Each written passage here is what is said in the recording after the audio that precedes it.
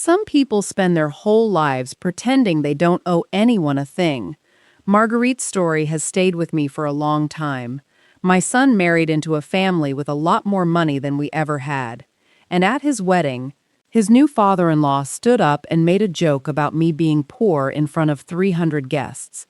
What he didn't know was that a dying man was already on his way to the reception, carrying a single piece of paper that was about to explain why we'd never had money in the first place. Her name was Marguerite Boone. She was 58 years old, and for most of her life she'd worked as a seamstress in the back room of a little dry cleaner in Mill Haven, Georgia. She raised her son mostly on her own after losing her husband, Thomas. Money was never something they had much of. Still, she managed. The only times it really bothered her were the moments somebody else decided to remind her they didn't have much. Dominic was a smart kid, worked hard, earned scholarships, and eventually put himself through engineering school. Somewhere along the way, Dominic fell in love with a young woman named Isla Vance. Marguerite liked Isla almost from the moment they met. She was kind, thoughtful, easy to be around, and no matter how much money her family had, she never carried herself like she was better than anyone else. The truth is, she wasn't anything like her father. Foster Vance was the kind of man who'd built himself a fortune and seemed to need everyone around him to remember it.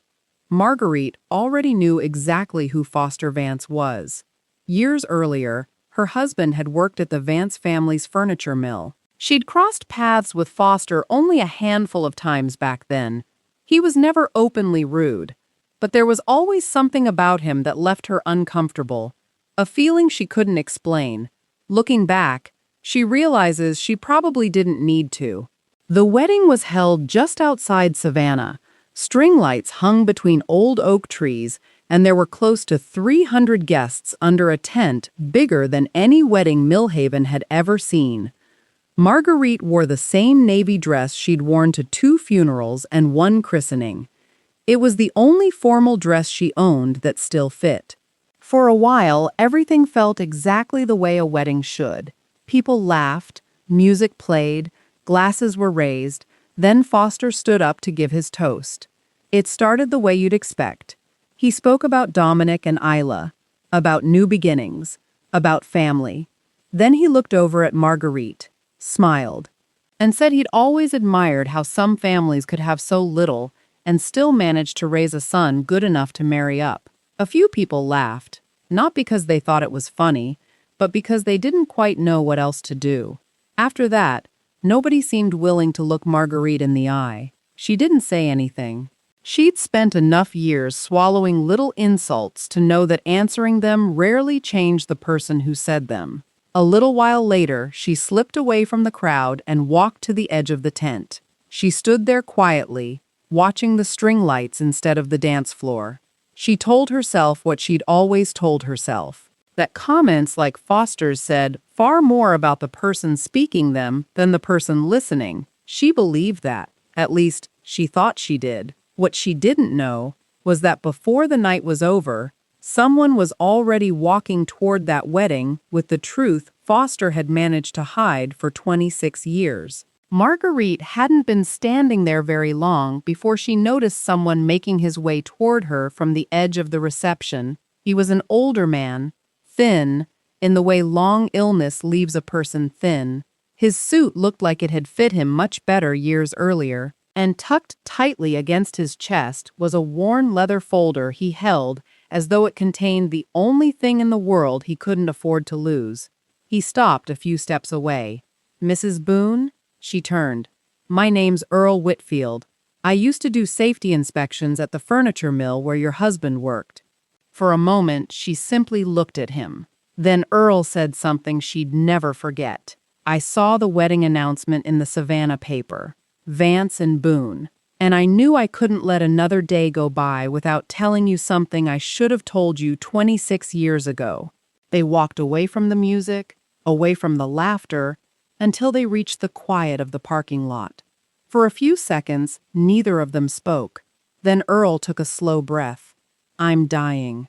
Pancreatic cancer. Doctor says I don't have much time. I've carried something for more than 20 years, and I can't carry it anymore." He looked down at the folder in his hands. 2 weeks before Thomas died, I inspected the machine. It was missing a safety guard. I wrote it up, signed it, dated it.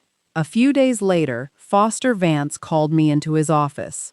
He told me replacing that guard wasn't in the budget. He told me to change my report, make it look like the danger wasn't the machine, but the man using it. Earl lowered his eyes. I was 24.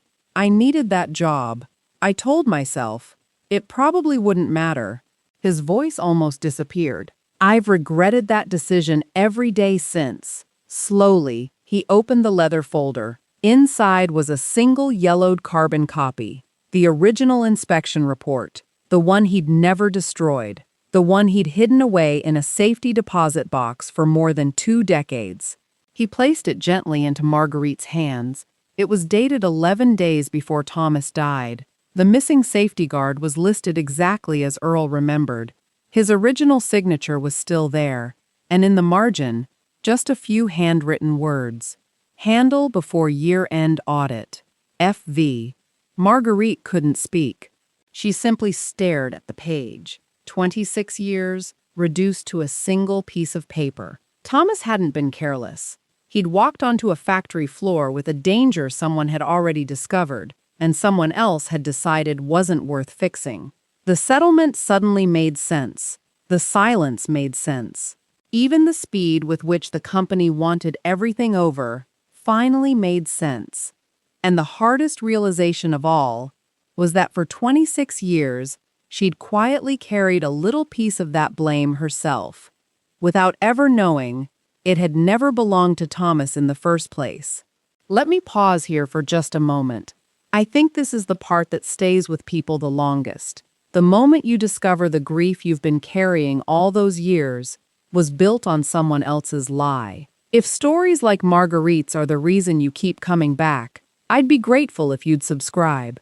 It lets me know these are the family stories worth preserving and sharing. Now, let's go back to that parking lot, because Marguerite still had a decision to make, and Foster Vance had no idea his world was about to change. Marguerite never intended to make a scene. She simply walked back toward the reception, because Earl needed somewhere to sit. The evening heat had taken what little strength he had left, and the closest empty chairs were near the head table.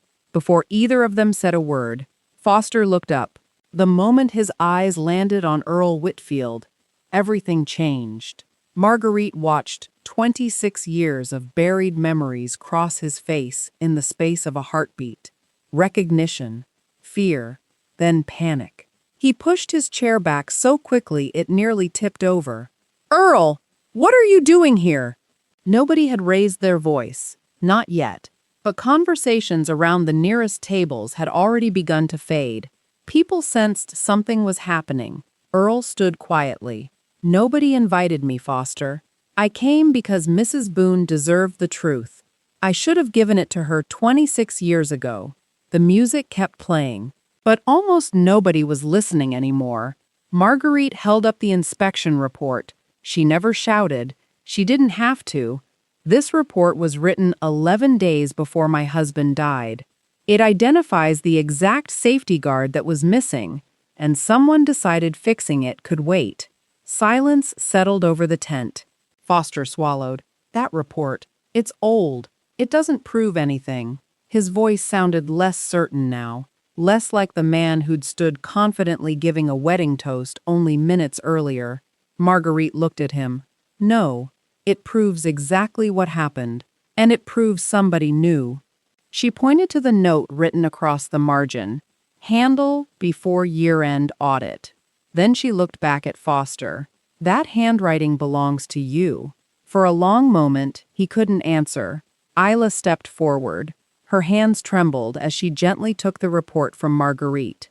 She read every word. Then she slowly looked up at her father. There were tears in her eyes. "You stood here tonight and made fun of her for being poor." Her voice shook, but it never broke. "Our family is the reason she was." No one laughed, no one moved, and for the first time that evening, Foster Vance had absolutely nothing left to say. The truth didn't stay inside that wedding tent for very long. The following week, Isla took Earl's report to the state workplace safety investigators. Earl gave a formal statement while he still had the strength. The new evidence was enough for investigators to review what had happened on the factory floor 26 years earlier. For the first time, someone looked at Thomas's death with the original safety report in front of them. Too much time had passed for Foster to face criminal charges, but the investigation confirmed that the safety records had been altered before Thomas died. That finding became part of the official record, and Foster's name was attached to it. The news moved quickly through the furniture industry. Some longtime clients quietly walked away. Others stopped returning calls. Within a few months, Foster stepped down from running the company. Publicly, he said it was because of his age. Most people understood the real reason. For 26 years, he had protected his reputation. Once the truth came out, it only took a few weeks for that reputation to begin falling apart. But the hardest conversation didn't happen at the wedding. It happened a few days later. Just Marguerite and Dominic. After everything had finally gone quiet, she told him something she'd carried for far too many years. She told him she'd been wrong about his father, not because she wanted to be, because she'd believed the only story she'd ever been given. She looked at her son and quietly said, "Your father wasn't careless. He was failed. He walked into work trusting people to do the right thing. They didn't." For a long time, neither of them spoke. Then Dominic cried, not for the settlement, not for the wedding, not even for everything Foster had done. He cried because he finally understood the father he'd lost when he was only 2 years old. A father who'd spent 26 years carrying blame that never belonged to him. Earl Whitfield lived for another 4 months. Marguerite visited him twice during that time. The second visit was only a few days before he died. He smiled at her, a tired smile, and he said something she never forgot. "I've slept better these last 4 months than I did in the 26 years before them." Marguerite believed him. Some burdens stay with a person for so long, they begin to feel like part of who they are, and sometimes simply finding the courage to finally set one down is its own kind of peace. Dominic and Isla are still together. If anything, they're stronger now than they were before the wedding. Some truths break a family apart. Others give people the chance to build one on something honest. Marguerite and Isla talk often, not because they have to, because somewhere along the way, they truly became family. She and Foster have spoken only twice since that wedding. Both conversations were short. Neither changed very much. She's made peace with the idea that some relationships don't heal. They simply come to an honest ending. The newspaper clipping is still in the same kitchen drawer. Only now, Earl's original report rests beside it. For years, Marguerite thought she'd been holding onto a newspaper. Now she knows she was really holding onto a question. A question that finally found its answer. Sometimes she still thinks about Thomas, not the way she used to. Not with doubt, not with guilt. She remembers him the way her son finally can now, as a good man who simply trusted the wrong people. Some people spend their whole lives pretending they don't owe anyone a thing. Eventually, the truth comes looking for them anyway. If Marguerite's story stayed with you, I'd be grateful if you'd subscribe. It lets me know these are the kinds of family stories worth preserving and sharing. There are many more like this. Stories about families, about trust, about betrayal, about forgiveness, and about the quiet truths that sometimes take a lifetime to find. Before you go, I'd really like to hear what you think. Do you believe Earl should be remembered as a man who finally did the right thing?